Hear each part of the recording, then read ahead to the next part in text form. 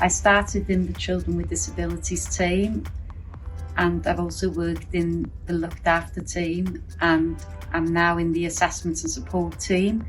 I work with children, young people and families who are often in crisis or having difficulties. That could be difficulties around mental health, substance abuse, exploitation, and we work closely with other agencies and families in meeting those children's needs. Llinos applies her high standards and her social work values to every single young person she meets, and I believe that she's instrumental in making their lives better. Llinos is really supportive of her other social work colleagues in her team.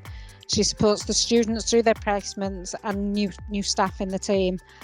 She's kind of the steady person in the team that everybody really likes to go to. And I don't think in my 36 years as a social worker, I've seen anyone work so hard to achieve fair outcomes for the young people that she's working with. She will do absolutely anything to make sure that they have better futures.